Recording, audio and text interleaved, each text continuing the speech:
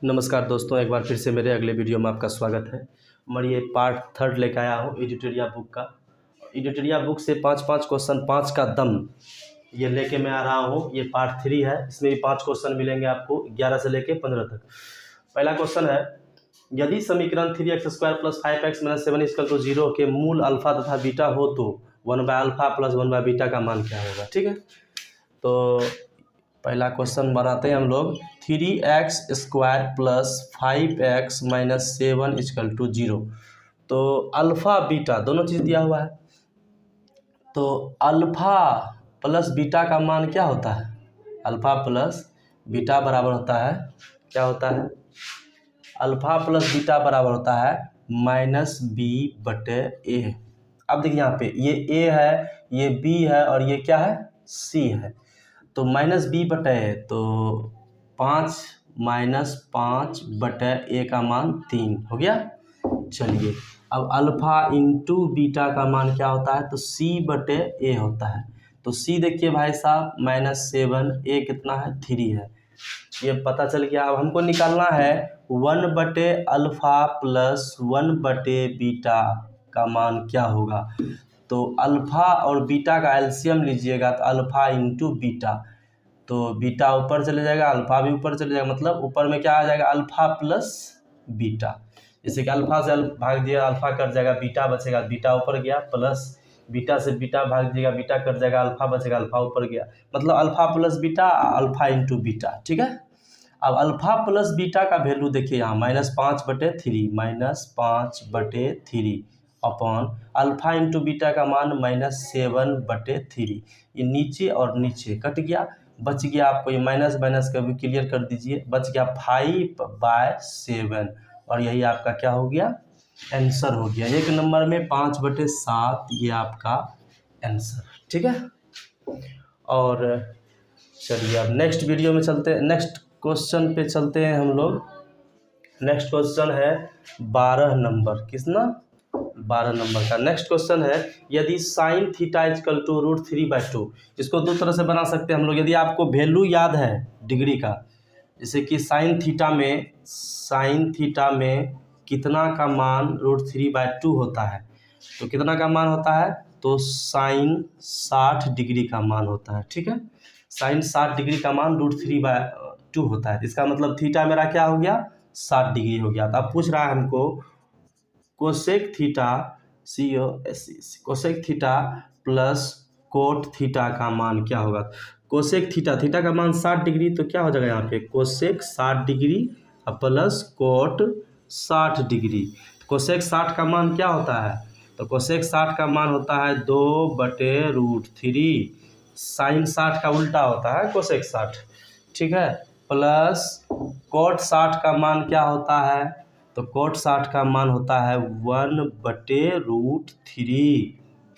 अब देखिए √3 का एलसीएम निकालिएगा तो √3 होगा, ऊपर में 2 + 1, कहने का मतलब 3/√3।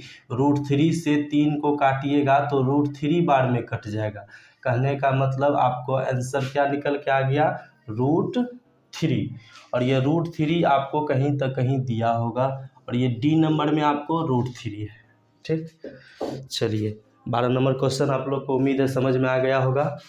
इसको एक तरह से और बना सकते हैं 12 नंबर का क्वेश्चन को। यदि आपको नहीं है डिग्री का मान याद, ये डिग्री का मान याद नहीं है, तो आपको क्या करना पड़ेगा, PBH का फॉर्मूला पे चलना पड़ेगा। ठीक है, जैसे sin θ = P/H।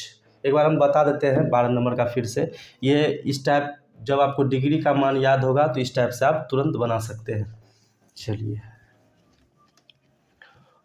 और जब डिग्री का मान आपको याद ना रहे, एग्जाम में जाके भूल जाए, बहुत तरह का बात है, भूल भी जाता है विद्यार्थी लोग। एक बार और हम 12 नंबर को देखते हैं हम लोग दूसरे तरीके से। क्या दे रहा है, sin θ = √3/2। अब sin θ का मान होता है P/H। क्या होता है, P/H। P और H मालूम है हमको, P ये हो गया, H ये हो गया, तो हमको क्या निकालना पड़ेगा, B। B बराबर क्या होता है, h² - p²√। तो h क्या है, 2 का स्क्वायर माइनस √3 का स्क्वायर अंडर रूट। 2 का स्क्वायर 4 हो गया, √3 का स्क्वायर 3 हो गया, और यहाँ क्या बच गया, 1 का रूट। अब 1 का रूट क्या होता है, 1 होता है, मतलब b का मान क्या निकल गया, 1। अब हम लोग फॉर्मूला सवाल पे चलते हैं। Cosec theta plus cot theta. Cosec theta का मान क्या होता है, साइन थीटा p बटे h होता है, तो कोसेक होता है h बटे p प्लस कोट थीटा क्या होता है, b बटे p। क्या होता है कोट थीटा, b बटे p। टेन थीटा होता है p बटे b। अब देखिए यहाँ पे इसका सब का वैल्यू बैठा दीजिए। h का मान क्या है, तो 2 है। p का मान क्या है, √3 है, प्लस b का मान क्या निकाले हैं हम लोग, 1 है, और p का मान क्या है, √3 है। देखिए वही चीज़ आ गया ना, फिर √3 कैल्शियम √3, 2 + 1, कहने का मतलब 3 बटे √3। √3 से 3 को काटिएगा तो √3 बार में, और ये √3 इसका आंसर निकल गया। इस तरह से ही बना सकते हैं, कब, जब आपको वैल्यू डिग्री का मान याद ना हो तो। ठीक है, अब हम लोग चलते हैं अगला क्वेश्चन पे, 13 नंबर क्वेश्चन पे। 13 नंबर क्वेश्चन में करा है कि x का वैल्यू ज्ञात करना है। ये फिगर आपको दिया हुआ है, ठीक है। तो आप लोग को पता होना चाहिए किसी भी तिर्यक रेखा के एक ही ओर के एकांतर कोण, समांतर रेखा को जब कोई तिर्यक रेखा काटती है, दो समांतर रेखा को, ये एक L है और M है, दो समांतर रेखा है, उसको जब एक कोई तिर्यक रेखा काटती है तो एक ही ओर के अंतः कोण का योगफल क्या होता है, 180 डिग्री होता है। क्या होता है, एक ही ओर के अंतः कोण का योगफल क्या होता है, 180 डिग्री। कहने का मतलब 3x + 5 का डिग्री जो है प्लस 4x, ये और ये क्या हो जाएगा, 180 डिग्री होना चाहिए। ये दोनों जोड़ करके ये कोण और ये कोण 180 डिग्री पूरना चाहिए, ये कोण 180 डिग्री पूरना चाहिए। तो एक ही ओर के अंतः कोण का योगफल क्या होता है, 180 डिग्री होता है। अब देखिए 4x 3x क्या हो गया, 7x बराबर, ये 5 इधर लेके चले आइए तो 100 क्या बच जाएगा, 75, और x बराबर 175 बटे 7, 7 दूनी 14, 7 पचे 35। x का वैल्यू क्या निकल के चले आया, 25 डिग्री। और x का वैल्यू कहाँ पे है, ये देखिए x का मान क्या निकल चले आया, 25 डिग्री। उम्मीद है आपको समझ में आया होगा अच्छे से। और ये 14 नंबर क्वेश्चन है, 14 नंबर का। दी गई आकृति यहाँ दिया हुआ है, और आप लोगों को पता होना चाहिए किसी भी त्रिभुज के तीनों कोण का योगफल क्या होता है, 180 डिग्री होता है, हैं? अब देखिए यहाँ पे, यहाँ 40 डिग्री है, तो देखिए BAC ये 40 डिग्री दिया हुआ, कोण ACB 90 डिग्री, ACB ये 90 डिग्री दिया हुआ है, और तथा कोण BED 100 डिग्री है, कोण BED 100 डिग्री है। इसमें उतना ताम झाम करना नहीं है। यदि आप कंपटीशन के स्टूडेंट हैं तो तुरंत इसको सॉल्व करने का प्रयास कीजिए। सबसे पहले तो ये त्रिभुज को छोड़ दीजिए, अंदर वाला त्रिभुज को छोड़ दीजिए। आप त्रिभुज देखिए ABC, जब ये त्रिभुज देखिएगा तो इसका भी तीनों कोण का योगफल क्या होना चाहिए, 180 डिग्री होना चाहिए। तो यहाँ देखिए 90 है, यहाँ 40 है, तो यहाँ क्या होगा, 9 और 4 13, 130, 90 और 40 क्या हो गया, 130 हो गया। 130 में कितना जोड़ेंगे तो 180 पूर जाएगा, तो इसका मान हो जाएगा आपको 50 डिग्री। ABC कोण ABC का मान क्या हो जाएगा, 50 डिग्री। अब इसको भूला जाइए आप, जब इसको भूल जाइएगा तो आप देखिए BDE, त्रिभुज BDE को देखिए, ये 100 ये 50, तो ये कितना निकलेगा भाई साहब, 150 और 30 80, 180 पूर गया। कहने का मतलब इसको कुछ नहीं करेंगे, इसका आंसर क्या हो गया, 30 डिग्री। ये सब फिगर को अच्छी से समझ लीजिएगा अच्छे से। एक बार और हम समझा देते हैं फिगर बना के। ये देखिए ये ऐसा फिगर है,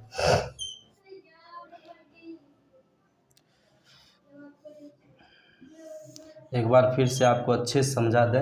ये फिगर छोटा फिगर है, दिखाई देता नहीं दे रहा होगा। और यहाँ देखिए A है, यहाँ B है, और यहाँ क्या है, C है, ये D है, और ये E है। ये 40 डिग्री है, ये 90 डिग्री है, और ये नहीं पता है, लेकिन ये 100 डिग्री है, और ये पूछ रहा है हमको क्या होगा। तो फिर से एक बार समझ लीजिए, किसी भी त्रिभुज का तीनों कोण का योगफल क्या होता है। ये त्रिभुज को देखिए ABC, तीनों कोण का योगफल क्या होता है, 180 डिग्री होता है। तो ये कोण 90 डिग्री है, ये कोण 40 डिग्री है, तो ये कोण क्या होगा, 9 4 13, 130 डिग्री। 130 में कितना जोड़ेंगे तो 180 पूर जाएगा, 50 जोड़ेंगे। तो इसका मतलब ये 50 हो गया। अब उसको छोड़ देंगे, उससे कोई मतलब नहीं, इससे कोई मतलब नहीं। अब देखिए बी डी ई, ये त्रिभुज को देखिए, ये भी एक त्रिभुज है, बी डी ई, ये भी एक त्रिभुज है। त्रिभुज के तीनों कोण का योगफल क्या होना चाहिए? 180 डिग्री। यहाँ 100, यहाँ 50, तो यहाँ कितना भाई लोग? तो यहाँ क्या हो जाएगा? 30 डिग्री हो जाएगा। क्या हो जाएगा इसका आंसर? 30 डिग्री, यही इसका आंसर हो जाएगा। ठीक, चलिए 14 नंबर भी उम्मीद है कि इस टाइप का फिगर वाला क्वेश्चन आराम से बन जाएगा आप लोग से। अब हम लोग आगे चलते हैं और इस वीडियो के लास्ट क्वेश्चन पे चलते हैं हम लोग, 15 नंबर पे। 15 नंबर क्वेश्चन पे कह रहा है कि x + 1/x = √3, तो x³ + 1/x³ बराबर वाट क्या होगा? तो आप लोग को पता होना चाहिए, जब x + 1/x बराबर कुछ भी दिया रहे, मान लीजिए a है, तो x³ + 1/x³ का मान होता है, क्या होता है? तो इसका आंसर हो जाएगा a³ - 3a। क्या हो जाएगा इसका? a³ - 3a। ठीक, कुछ भी दिया रहे उसका क्या हो जाएगा? a³ - 3a। अब देखिए इसी तरह से यहाँ पे इसका मान लीजिए क्या है? कुछ नहीं, a है, कुछ भी मान लीजिए, a या x कुछ भी मान लीजिए, तो इसका इस पे बैठा दीजिए, इसका आंसर निकल जाएगा। तो क्या हो जाएगा इसका? √3 का क्यूब माइनस 3 इंटू √3। ठीक, √3 का क्यूब कीजिएगा तो क्या होगा? 3√3 माइनस ये 3 गुना √3 क्या हो जाएगा? 3√3, और 3√3 में 3√3 को घटाइएगा तो क्या बचेगा? 0 बचेगा, और इसका आंसर क्या हो गया आपको? 0। ठीक है, उम्मीद है आप लोगों को ये क्वेश्चन, पांचों क्वेश्चन समझ में आया होगा अच्छी तरीके से। इसी तरह के इंटरेस्टिंग क्वेश्चन को सीखने के लिए मेरे चैनल पर बने रहें। मेरे चैनल को सब्सक्राइब करें और मेरे वीडियो को लाइक ज़रूर करें और शेयर भी करें। धन्यवाद।